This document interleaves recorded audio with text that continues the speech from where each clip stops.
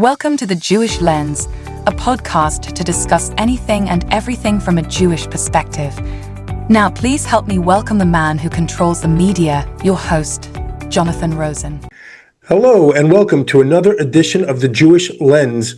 I'm Jonathan Rosen, and today I am thrilled to welcome an internationally best-selling author. She's someone who's been a writer, producer, director. She's won a Daytime Emmy Award. She's the founder and CEO of Jewish Joy, which is going to have its first convention here in my neck of the woods in Fort Lauderdale in March of 2026. She's been dubbed the Queen of Jewish Romance for her many books, including the Matzah Ball, which is going to be made into a movie. Please help me welcome Jean Meltzer. Jean, thanks so much for joining me today. Thank you so much for having me here. I'm just so thrilled to be able to talk all things Jewish joy and Jewish books with you. I think I need to catch my breath after your intro, though. You're doing so many different things right now. It is wild. And believe me, when I say the last person who ever expected to be here was me.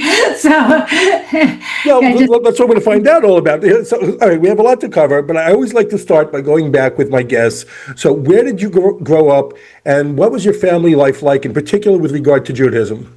Sure. So I grew up in South Jersey. And when I say South Jersey, I mean the real South Jersey, right outside Atlantic City.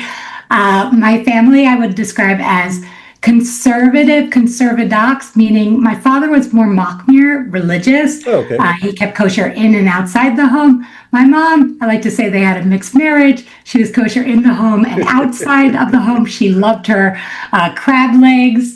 I went to public school and I attended Hebrew school. But, my home, while I didn't have sort of a heavy Jewish education growing up, my home was sort of imbued with Jewish life, and Jewish responsibilities. So Passover Seders, being bat mitzvahed, going on youth trips to Israel. And I will be quite honest that as a child and teenager, I didn't want to do any of it. Well, we sound very similar, because I had the same type of experience that, we kept kosher, throughout, but my mom was, strictly kosher. My dad would eat when he went out certain times. So he did the same type of things. Exactly. Yeah. I mean, and it really is. I think Mordecai Kaplan was the first to say it, living between two civilizations, right? So I felt the experience was living between two civilizations. So what did your family do? So my father was a radiation oncologist. Okay. My mom is a psychologist, of course. And that was it. We were just, normal South Jersey, sort of in the Jewish community, just normal family. So we grew up really in the same area. I mean, I'm from New York. I know you can't tell from the accent, but but were you a big reader as a kid too? Yeah, I remember my mom would sort of drop me off at the library and I would just spend hours there. I would get very obsessive about things. So I can still to this day, I went through a fishing period where I really wanted to learn about fishing. And I can still tell you to this day, where the best spot in a lake to fish. I also got really into etiquette at some point with my library youth, and I can now still tell you which spoons and forks to use. But yeah, I was a big reader, and obviously my home, probably like yours, Jonathan, had a Jewish librray. Yes, very much so. All the best of hits were there. Yeah, but I always used to joke. I mean, it's because we're Jewish, but I don't remember times when my father was not reading something that, it sounds stupid, it's horrible to say, but that didn't have a swastika on it, because he was reading all these, books about World War II and Nazi, things, and it was just incredible, one after the other, always. Yeah, my dad was pretty much the same way, but I also think there was a general sort of, this is something I talk about often, that Jewish library had a certain type of book, right? It was Holocaust and nonfiction. And when there was my age books, there were Holocaust for younger adults, right? So it was Number the Stars. Maybe we had All of a Kind Family. But in general, that Jewish library was filled with trauma and tragedy of the Jewish people. What were some of your favorite books as growing up, though? So, interesting question. My favorite books growing up. Well, I can tell you my first favorite book was Hop on Pop by Dr. Yes, of course. That was like literally my most favorite book. I actually, probably not surprising, I'm going to age myself here. I actually grew up in a period before YA was a thing. Right. So I went from kids' books to grown-up books. So I actually really found myself in Asian American literature. I really loved Lisa C. and Amy Tan.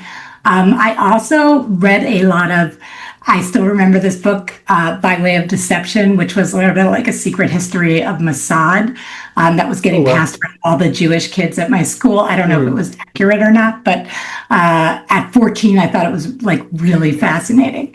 And then again, me being a weirdo, I read all the books about alien abductions, and I read. Same here. Did you really? Okay, yes, and see, we admit it that there was the psychologist at Harvard. I read all of those books, and also obviously like R.L. Stein and I forget her name, but another one of the sort of like kind of younger horror writers. So adult books, kids books. I guess I just read a lot. And alien abductions. Well, it's funny because at that time, I remember I read a lot of alien stuff, and I was fascinated, as a lot of people were during our time, I guess, with like the Bermuda Triangle stuff, and like we don't even hear about that anymore. And I was like, obsessed with it. You don't. And what's really funny is I met my husband like literally on the Bermuda Triangle. So there you go. That's fantastic. I'm still in an alternate universe somewhere. But I think I just I liked things that were, a little bit scary, a little bit dangerous, a little bit interesting. Like as we all are when we're young, I was exploring my world. And you mentioned like reading adult and kid. It was funny because I was the same experience as you. Like, I would read like the Choose Your Own Adventure books, and then I would read James Michener. That's exactly it. By the way, Choose Your Own Adventure books were so great. Oh, I love my favorites. I interviewed Edward Packard, the guy who created them. It was such a great interview. That's amazing. I'm going to go back and listening to that because I'm so curious, like how he curated that and created that. And he was also, great. Where did it go? Why can't we have more Choose Your Own Adventure? But I guess now they have video games. And he's in his 90s now. Yeah, it's like so. It's like, so were you also a writer as a kid? Did you like writing? Absolutely. I remember being in preschool and my teacher literally drawing A, B, C on the chalkboard. This is back in the day, right? Right. And I remember it was like the sky opening up. It was like the fact that I can recall that early memory so vividly in my mind.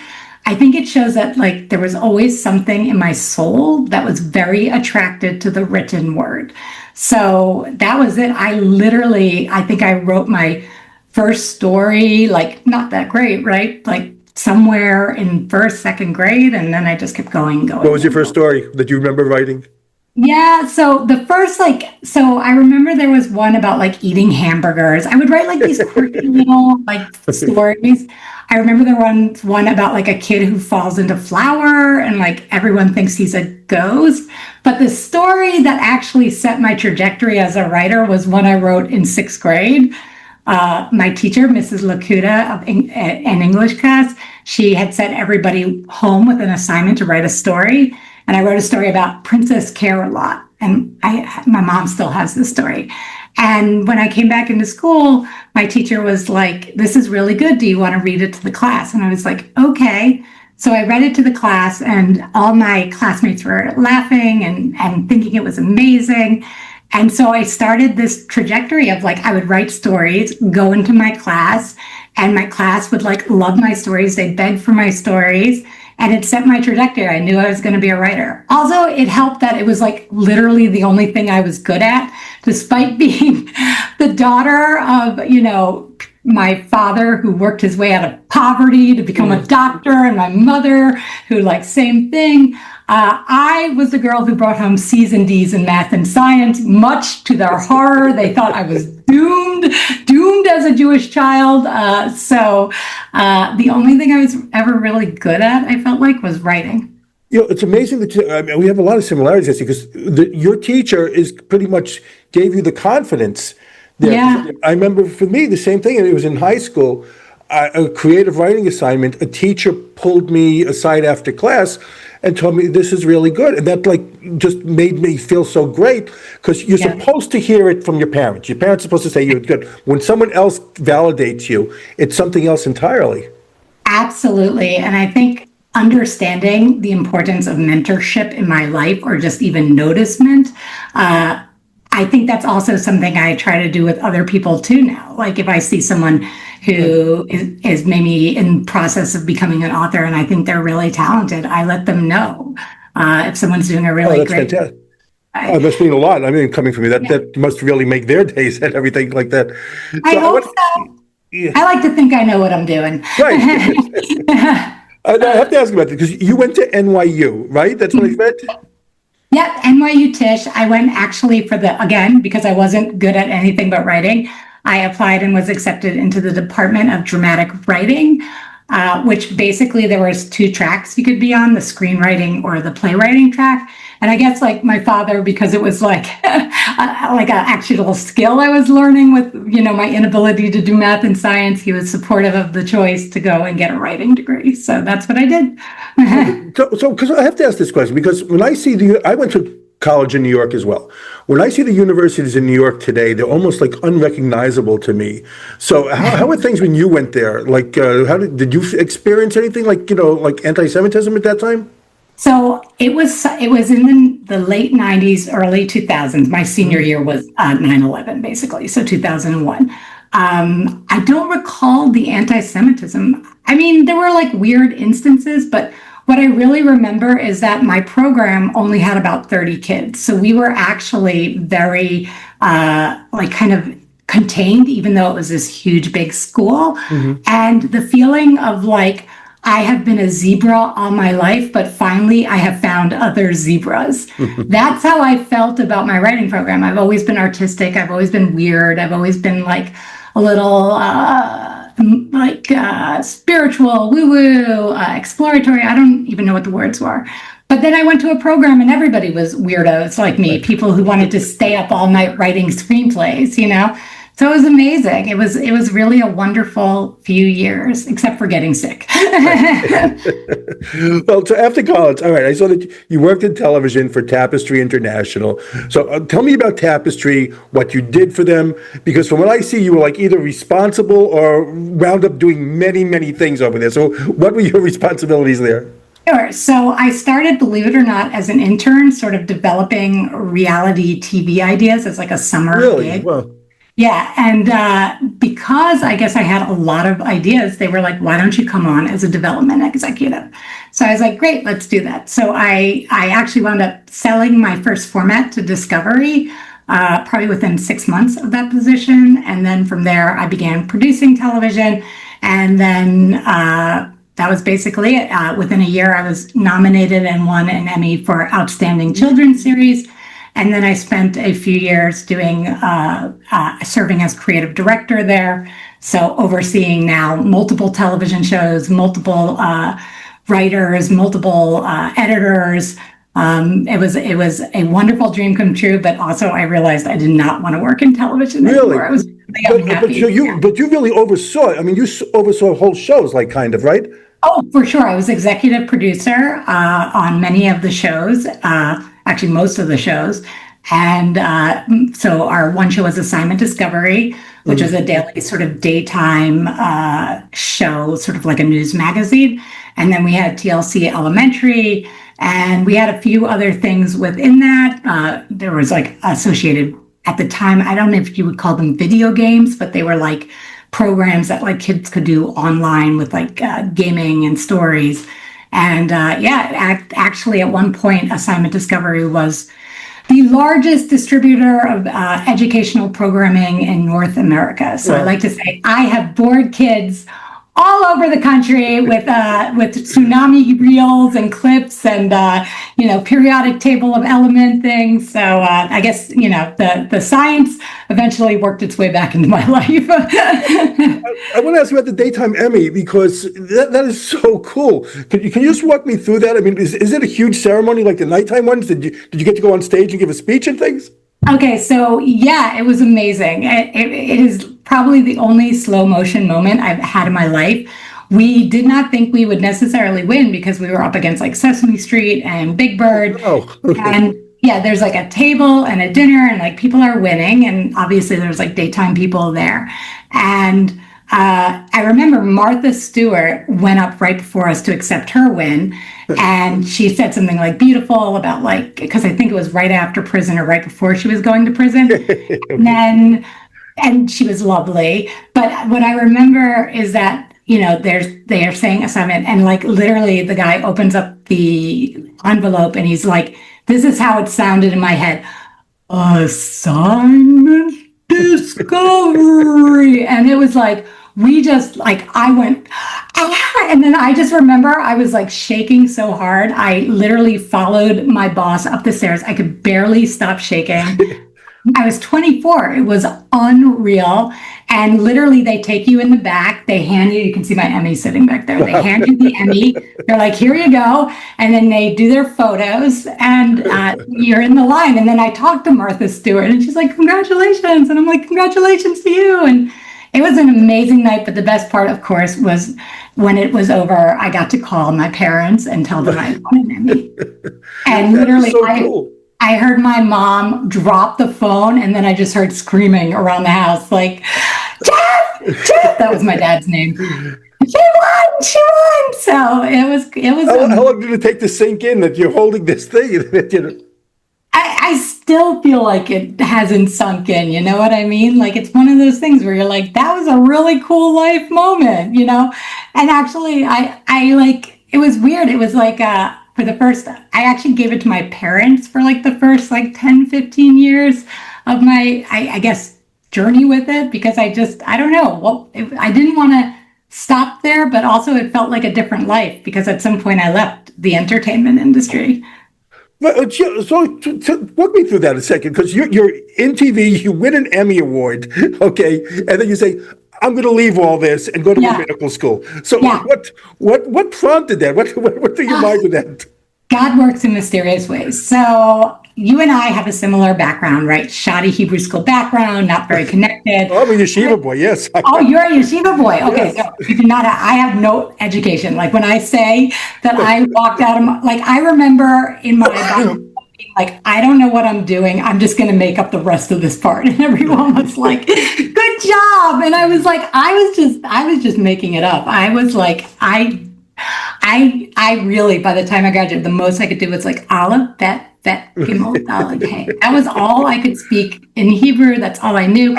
I'll tell you quickly though, before I lived in Israel for 2 years, and my Hebrew is still like that. Like I tried. Me too. Thank you. People are always like, "Oh, like I'm like Hebrew's a hard language." Right. And Yes. just like sink in,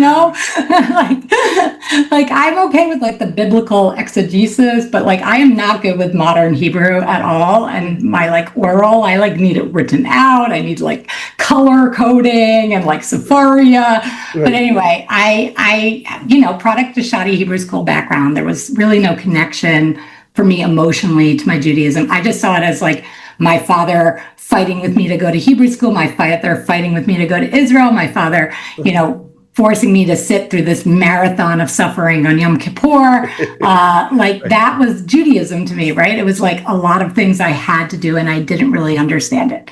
So when I was 16, 17, this is a true story, I had a list of what I wanted to do with my life. I wanted to be a TV producer in Manhattan. I wanted to live in an apartment with like white walls and wood floors. That to me was very cool from my carpeted home in South Jersey. And this is the most important part, Jonathan. I wanted to eat fancy pastas from fancy grocery stores like Balducci's. Well, that's the dream, of course. That is the dream. That's the dream when you're, in the 80s, 90s in South Jersey. You're like, I want to be one of the cool people. So, in a way, I got that dream. I was 24. I was producing television. I could afford the fancy pastas with the fancy names from places like Balducci's, but I was utterly unhappy. So one day I go home for Rosh Hashanah, because obviously that's what you do when you're completely disaffiliated. My rabbi gives a sermon on Ayecha, which is the first time God speaks to man. Adam and Eve are hiding behind the bush. They're ashamed of their nakedness, right? Because they ate from the tree of knowledge. And God comes down and he says, Ayecha, of course, asks, why is God asking this question? Like, he's God. Obviously, he knows where Adam and Eve are. And the response is, where are you is for you. You sitting in the pew, it's a reminder every single time that you must ask yourself that question. And in that moment, I realized I was completely lost. So I realized I was living for my goals and not my values. And so I made a decision, like, to be happier, I need to live for my values. And so I went back to the only value system I knew, which was Judaism. So I began a process of trying to learn, trying to recommit, trying to get more involved in my Jewish life. And within a year, I was like, you know what? I'm not getting what I need. I'm not getting the learning. I'm not there yet. Like, you can't do it in a suburban shul, you know what I mean? Even taking Hebrew lessons. I was like, I'm going to quit my job, move to Israel, and study to become a rabbi. And that's what I did. What did your family say? Were they supportive of this? Oh, they thought I was... So my dad was so supportive. Like, really? They thought I was totally nuts. But my dad, who was more religious, he kind of said to my mom, you can't argue faith. Like, whatever this is, she's got to do it. But it was hard for them because the truth is, especially for my sisters, like, they were used to having a more secular sister. And I was beginning now this journey of experimenting with becoming more religious. And so that was challenging for them. But in general, I think most people thought I was absolutely bonkers from the world I came from. And maybe I am bonkers. I mean, who knows? I think it's fantastic in a way. Because, I lived in Israel for a couple of years as a kid, and I don't think I appreciated it. When I went back a few years ago, I went on a PJ library trip a few years ago, and it just blew me away. Everything changed for me, really. I felt so much more connected as a kid. Like I said, I did not appreciate it. And I had my bar mitzvah at the wall, and I did not appreciate it as much as I did revisiting it as an adult. I feel like there was a language barrier for a lot of our American Jewish education systems. The language barrier being like that emotional, that heart part of it. I agree. And also just the formality of it. Going to Israel allowed me to experience services in new ways, communities in new ways. It filled up my cup, right? I fell in love with my Judaism in Israel. And I agree. I had been to Israel. I never appreciated it, but I never really appreciated anything about my Judaism because that was never translated. Instead, it was, you must learn to read the prayers, even if you don't understand them, right? Here's the history of Israel. Here's the Bible stories. But there was nothing about why or what this means to be part of this community. I think the biggest downfall was just, I can tell you a story, Jonathan, but I think the biggest downfall was just not enough heart and spirituality for me growing up with it. Yeah, I think, I don't know your personal thing, but I could see that. And I feel like a much deeper connection to it now For sure. than I ever have in my life. And it grows each year for me. For sure. And I will tell you a story why I think this way, which was that when I was in my yeshiva for the first year, and here I am, I'm like, I'm going to be a rabbi, and I can only do Aleph, Bet, Gimel, Dalet, Hey. Like, let me tell you, it is stressful to sit down, and this was before Sephardia, right? So sit down, handed the Talmud, or having to look up literally every single word, and you don't even know the alphabet, right? You're taking Opon, they're just trying to push it into your brain. But anyway, the Rosh Yeshiva of my school gave me a huge honor in the first 6 months. He's like, Jean, I'm going to let you write the Devar Torah for the school. And I was like, oh my gosh, that's such a huge honor because I don't know anything. And so I spent so much time writing this Devar Torah. It is literally 3 paragraphs, 1 page. It's not like a huge deal, right? But at the time, it feels like a huge deal. I take it to my Rosh Yeshiva, and I love this guy. To this day, he's a great guy. I take it to him, I'm like, can you please give me feedback? Because I'm very worried about doing something wrong. So he reads it, takes his glasses off, he thinks for a moment, and he says, Jean, you're a very good writer. You write very well, but you talk too much about love and joy. You sound Christian. Take the love and joy out. I mean, and this is a true story. And so like this the irony of 20-something years later, I am literally the queen of Jewish romance and the founder and CEO of Jewish Joy. I think my Rosh Yeshiva is probably simultaneously proud and horrified. But in hindsight, he said, oh, now it makes sense. Yeah, now it makes sense. And also, like, I think, there was something to be saying, living between 2 civilizations, like using a language of emotionality was something I really needed. And that is something that I've been doing now in my career, whether that's Jewish romance books or Jewish Joy. But to get to those, so you're in Jerusalem, yeah, and then you come down with something when you're in Jerusalem. You start noticing something's going on with you. No. I got sick in university. University was way before then. Freshman, sophomore year. So here's basically what happened. I had always been I was I won't say I was like a super fit kid, but I was a healthy kid. I was normal. I woke up normal. I can't quite remember if it was like freshman or sophomore because it was 1998, 1999. And I don't remember when falling symptoms to diagnosis exactly. But what I noticed was I started falling asleep in class. At the same time, I had always been a nice Zoptic Jewish girl. I lost a ton of weight and I was having these virulent night sweats. Wow. So, but none of that bothered me until the falling asleep in class, because I am a Jewish girl of 2 doctors. We do not fall asleep in class, right? We bring home straight A's no matter what, my tiger parents. So I knew something was really wrong. I mean, this was also a class I liked. It was like an art history class. I loved it. So I go to the doctor. They feel like under my arms, I have lumps. So everybody thinks I have cancer. They send me home, basically. And thus begins this process. I'm too sick to kind of go to school. I have to like drop out, accept all of 2 classes. I'm in this like process of them trying to figure out like what is going on. Why is she so tired all the time? I'm sleeping 22 hours a day. And eventually it got diagnosed as ME/CFS, which was later diagnosed officially by, at the time, an ME/CFS specialist. Well, so you're in, I'm assuming you're in Israel, you have to leave the rabbinical thing because of this, right? So this is many years later. Right. So let me piece the history of this. It is 1998. I am diagnosed with a disease called chronic fatigue syndrome. I always like to say there is no good time to be diagnosed with a chronic illness, but 1998 was a particularly bad time to be diagnosed with CFS. On television, it was called the yuppie flu by comedians. It was diagnosed as a syndrome. Therapists were still heavily debating whether there was a psychosocial element to it, meaning it was a psychological disease.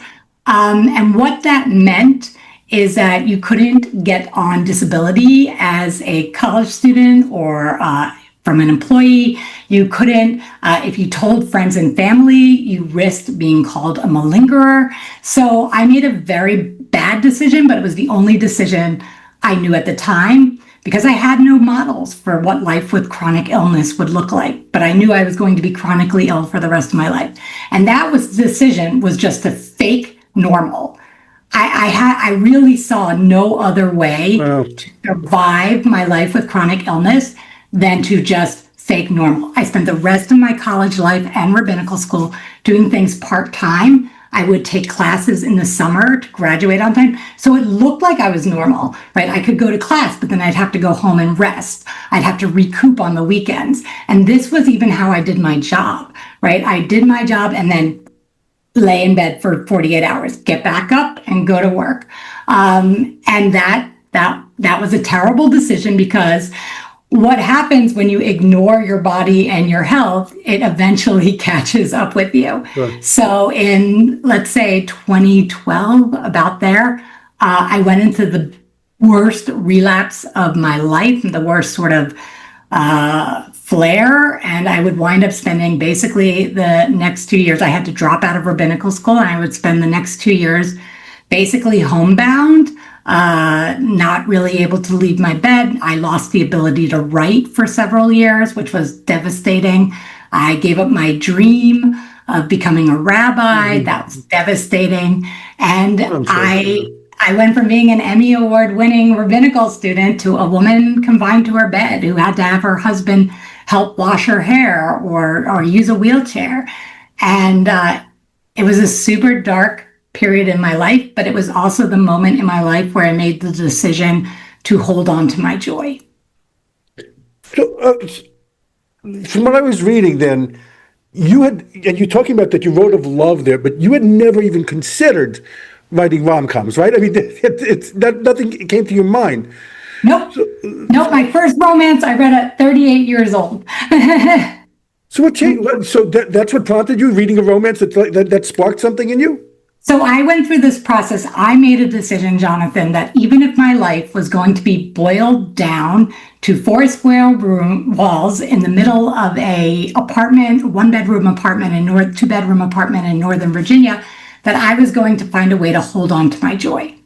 Because the only other existence for me would be to give up, right? So I had to hold on to my joy for my husband, for my parents, for my family, right, for my friends. I had to be okay if this was going to be the rest of my life. So that's what I did. I turned off the news. I stopped going on social media. I began this process of like, if it gives me joy, if it gives me pleasure, I'm going to invest more time in it. I'm going to try to get healthy. And I remember thinking, this is very tikkun olam. I remember thinking, okay, maybe I'll never be able to walk around a museum again, but maybe I can walk around the block.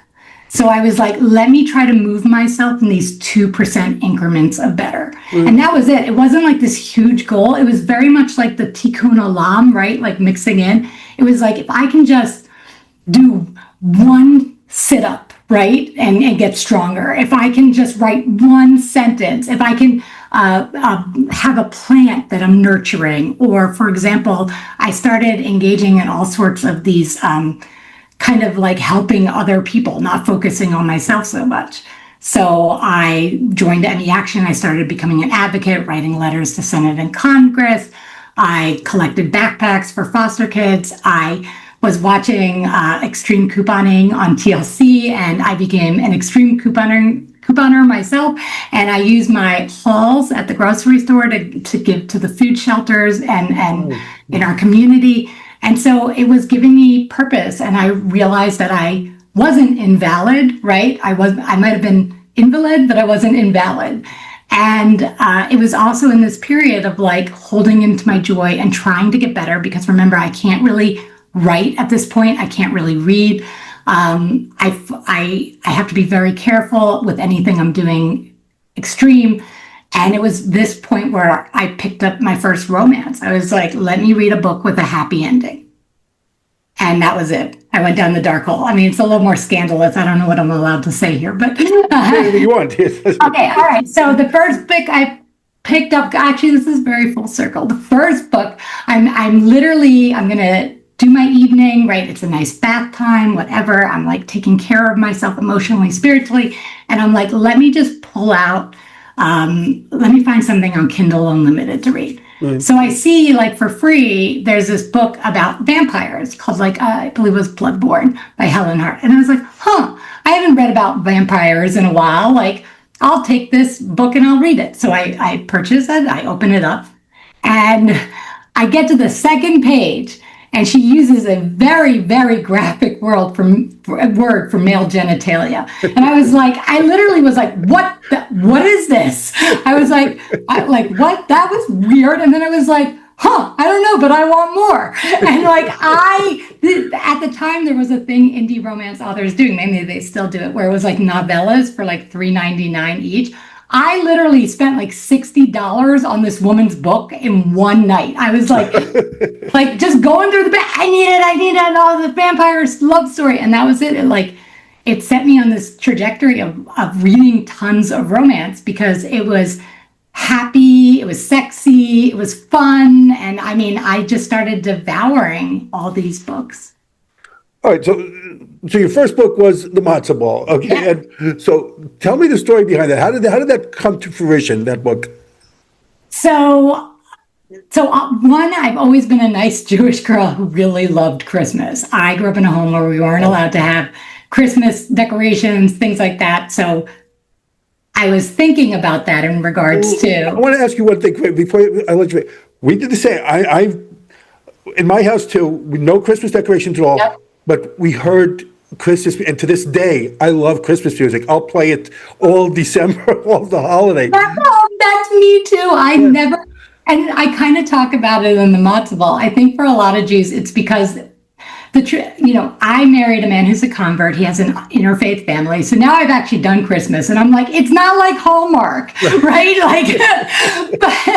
But I think when you're Jewish and you come from a very Jewish world, like you watch all these things, you see the malls lit up and you see the houses and you envision this other life of like chunky sweaters and people going to places like, I don't know, Vermont and Maine. And like, it just seemed like this wonderful experience of like, and yes, I still love it's the concept of it, the idea of it more than the actual practice, the religious practice of it. Yeah. Like also like every holiday, like we like to joke, it's not a Meltzer family Seder unless somebody winds up in tears. I have sisters, so it can always be a fight.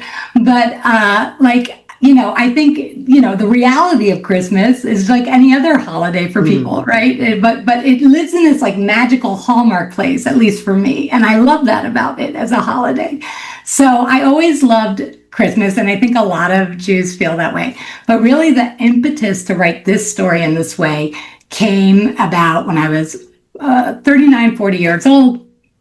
I was watching a Christmas movie with my 7-year-old niece. She was sitting on my lap and she's so cute. She's so little. She has these big blue eyes and she looks up at me and she goes, "Aunt Jeannie, you have a big nose. And big noses are ugly." Word for word, exactly how she said it. And like my heart broke. She's sitting on my lap. And first off, I come from a family of very strong Jewish women. Nobody bemoans the size of their noses. I love my nose. I chose as a teenager not to get a nose job. Best decision I've ever made. Because when I look in the mirror, I see 6,000 years of my history staring back at me. I see my mother, my grandmothers. I think about all the people who had to survive for this face to be here. And I felt, and I also didn't understand. She was a girl who went to Jewish day school. So she was surrounded by Jewish women and Jewish leadership and positive Jewish models, at least I thought. But somehow she had internalized that there was something wrong with the way and though I did not want to break it to her, she would eventually look. And so I realized in that moment, I thought back to my time at NYU Tisch. And what we had learned was before we write a story that it needs to be high concept. High concept in screenwriting is a movie that can be sold in one line. So for example, boy goes to wizarding school, astronaut is alone on Mars, trying to survive, right? It's something that you're like, wow, that's a good idea. I'd go watch it. It doesn't have to be really more fleshed out at that stage than that. And high concept ideas always looked a certain way. And what they were not were Jewish women, being beautiful, being the heroes of their own story, right? The high concept idea was the Holocaust movie for Jewish stories. So I sat down to sort of just write a book for her and for me. I wanted to tell a story where the Jewish women were sexy, where the Jewish men were, strong and vibrant and sexy too. And I wanted to just tell I come from such an amazing Jewish world. I wanted people to experience that in my story, but mainly I was just writing that book for her and me to give her a new type of story and a model of Jewish life in stories that she could take with her when she got older. Oh, that's great. So I saw that it's going to be made into a movie. How did We're working on it. Right. How did that come up? Where are we in the process on that? So we are still in development, but it's so interesting because when you're doing a movie, people kind of come in and they kind of come out. But I've also gotten much smarter, and I will say that I am very I don't want to use the word protective of the Matzah Ball, but I have learned that you do need to be careful who you get into bed with, right? So especially in that industry, yes. Yes, I mean, really, like it's a bit of a wild industry. So I will just say that, like, I feel very proud and confident of the choices I've made through this process, and I have no doubt that it will eventually get made. I feel it in my gut and soul, but we're still looking for all the right partners and pieces. Well, so because you are listed as a producer, so how involved are you? Do you have like suggestions, or do you have say in anything? Yes. So there's a script. Now, when people come in, they might want their own script or different scripts. But you usually negotiate ahead of time with whoever you're working with. So you will say, like, I need to be executive producer. I need consulting credit. I need to make sure this, and this. Or you meet with the writer, and maybe you don't like the writer that a production company is planning to attach, or you don't like the production company because you feel like something's a little weird or off. Or you jump in, you're like, I love this person because their vision is very similar to mine. What I will say is that as a chronically ill woman who was diagnosed in 1998 with the quote unquote yuppie flu, I know how damaging bad representation can be to communities. And so for me, when I think about the Matzah Ball, which is both a story that deals with Jews and the Jewish community, and also a story that deals with chronic fatigue syndrome, those are two communities that don't need any more damage done to them. Yeah. When I say that I think I kind of surprise my agents, both my film and my literary agents, because I think, I've learned a lot in 5 years, and I learned that not every offer should be accepted. And I'm proud to say I don't accept every offer. Well, let's talk about your newest. Your newest is the 8 Heartbreaks of Hanukkah. Yeah. So tell me about that one. So the simplest explanation, of course, is that it's a Hanukkah retelling of A Christmas Carol. I love that. Yes. Except instead of 3 ghosts, of course, we get 8 Heartbreaks of Hanukkah. It's basically kind of a play on Scrooge, if you remember that movie, with a very Jewish twist. So watch it every year. Okay. Yeah, Evelyn Schwartz, clearly instead of Ebenezer Scrooge. Evelyn Schwartz is a television producer in New York City. She's doing this live action musical of A Christmas Carol when she hits her head on the piano, winds up in the medical bay, and lo and behold, who's there but her ex-husband, who she hasn't seen in 2 years. So when she starts having sort of hallucinations of these heartbreaks that all seem to be leading back to her experience with her husband and being back with him, they have to decide if it's just a ghost of Hanukkah past or if this is a love story that's meant to be. Oh, very sweet. Yeah. Okay, so let's talk about Jewish Joy. You created that organization. Okay, yep. What's the purpose of the organization and what prompted it? Sure. So I will give you the simple log line, which is that we build confident Jews while simultaneously supporting the Jewish creative economy.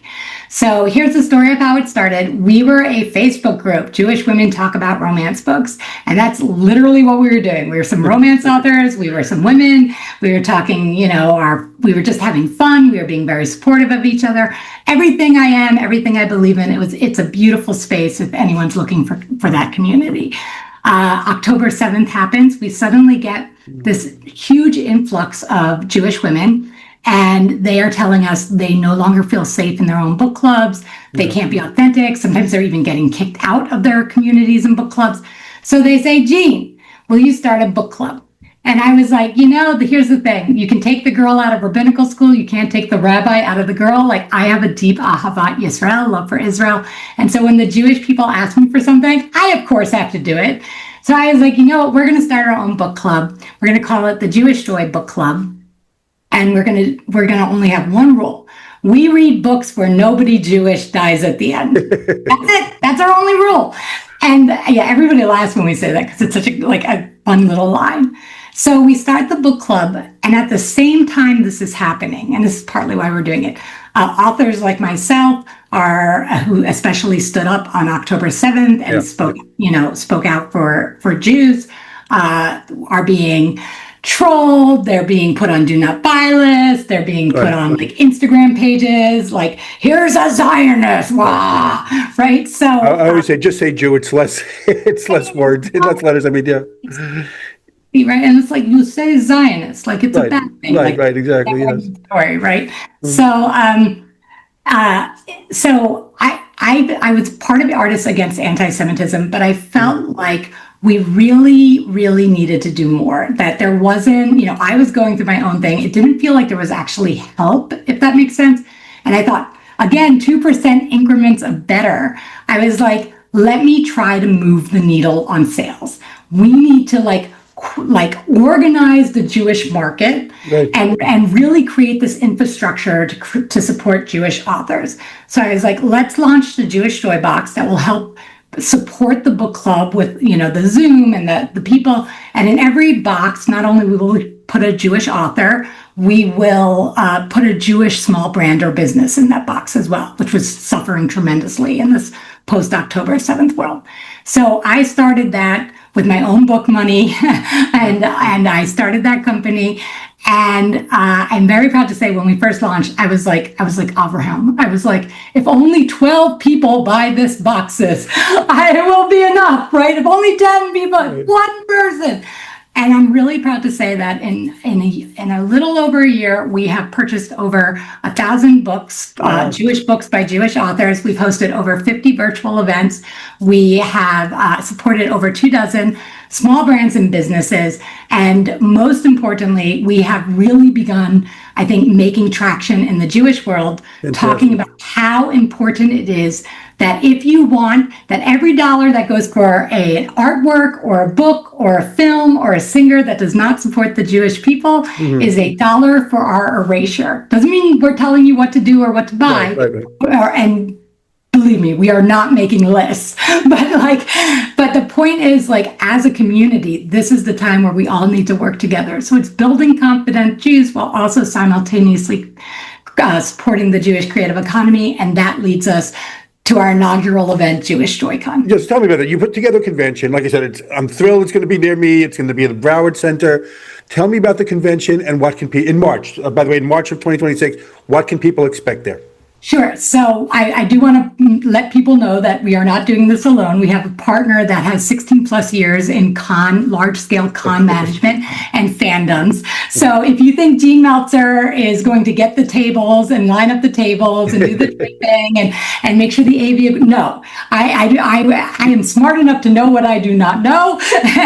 And so we primarily do the sort of PR, we bring in the programming, we sort of had the vision, we deal with sponsors, but we have a wonderful, very experienced con company that is helping us pull off the final vision. So it is in Broward County Convention Center, 3 floors overlooking the Atlantic Ocean. What can you expect? Vendors from all over showcasing the best in Judaica, Jewish organizations, food, businesses, really cool things we call custom activations, which are sort of organizations that want more of a presence. So envision, for example, maybe a Bedouin tent. I'm not saying that's going to be there, but envision maybe like a Bedouin tent where you can go in, you can experience a little taste of Israel, and then you can learn about scholarships for your team. On the other side, we have this huge stage, let's say 2,000 to 3,000. That's where our big T talent goes. So some names like Mark Furstein doing a fireside chat, a few others that I'm going to wait for. But we have everything from Jewish comedians, Jewish musicians, Jewish psychic mediums, Jewish health and wellness, Jewish chefs, Jewish celebrity chefs. So like Jewish influencers, everything from like the young kid influencers to like the older, names you would know influencers.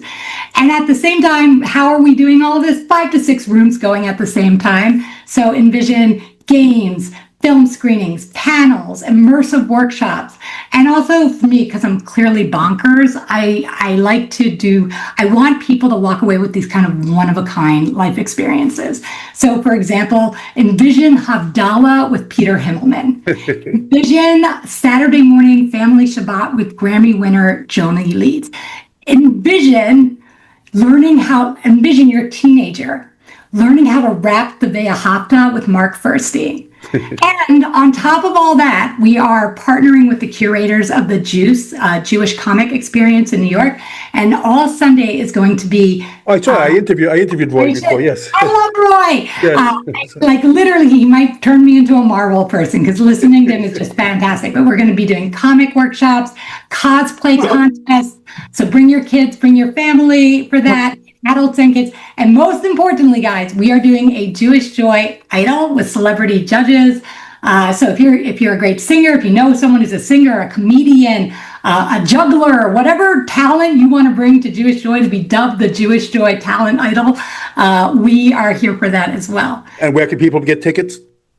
You can go to thejewishjoycon.com and tickets are on the site, very reasonable, and it will be too late for the sale, but it's way cheaper than Disney, and group rates for over 10. All right, since you're involved in so many things, I have to say, what are you working on next? So I took the year off from writing because building a con like this is every second of my life. But I will admit that I have begun, percolating. The true story is I have pages of like sort of ideas. I've always been good at that, high concept ideas. It's really just, I put them my editors and agents are always like, "How do you do this?" And I'm like, "I don't know. That's what I do. I just very creative." And the hardest part right now is I have to really decide which idea I'm most passionate about. I think the writer's curse is we all are going to one day die with stories never written. Yes, of course. I've brought myself to accept that, but it's hard because there's so many great stories, especially Jewish love stories I want to write. So people should not worry if they love my books. I will be back in 2027. I just needed some time to build this huge event, and this is a lot. So yes. Yeah, and also, I feel, one of the parts of Jewish Joy Con is the networking aspect for the artists. Mm-hmm. So making sure the younger kids are getting mentorship, making sure the older entrepreneurs, business people, agents know who these younger up and coming people are, making sure that if an influencer knows that a business is being trolled, that we have some sort of community sort of server that allows us to be like, hey, so-and-so is being trolled. You post this, I'll post this. Let's get this is a real grassroots advocacy. So there's a lot that I envision or have a vision for Jewish Joy Con and what it can succeed. And I just hope everybody comes, has a great time, and just leave knowing that you did something good for the Jewish world. It looks fantastic. I hope everyone does go to it, especially people in this area. I'll spread the word. So how can people follow you on social media? Sure. Jean Meltzer at Instagram, Jean Meltzer author at Facebook, jeanmeltzer.com is my website. Jean Meltzer, it's, Okay, before I let you go, I have to ask the Queen of Jewish Romance, what is your favorite rom-com? Oh, that is so hard. Well, I will tell you that I am reading right now, is it called Match Me If You Can? Yes, Match Me If You Can by Heidi Shertak. She is an Orthodox, actually in Chabad writer. She writes Orthodox Jewish romances. She is hilarious. I am loving that book. And also there's a lot of emotional connection I'm having it. So I would say right now, Heidi Shertak is taking the lead with Match Me If You Can. And how about movie? You have a favorite rom-com movie? So interestingly, when I get asked this question, I always think back to, and this, you can probably see a little bit of the shtick in my books. I always think back to 50 First Dates by Adam Sandler, the OG of Jewish Joy. Adam, if you're listening, we'd love to have you have Jewish Joy Con, just for one song, or a Hanukkah song. Come for the Jewish people. But yeah, I for some reason, I always go back to that movie, because what brilliance to be able to like replay the same sort of scene over and over again and just make it so loving. You know, you root for them, you laugh with them. I mean, and it's absolutely almost an absurd setup, right? But but at the end, you're so happy they get together. And I always go back to that film as like, I don't know, film I absolutely love. Well, Jean, I want to thank you for taking the time today to come speak with me. It's been such a pleasure getting to talk to you like this. And again, it's Jewish Joy in March of 2026. And please look out for all Jean's books. So let me sign this off. Again, this has been The Jewish Lens. I'm Jonathan Rosen. Again, a very special thanks to Jean Meltzer. And please like, comment, and subscribe. Thanks for tuning in to The Jewish Lens, where all items used was strictly kosher.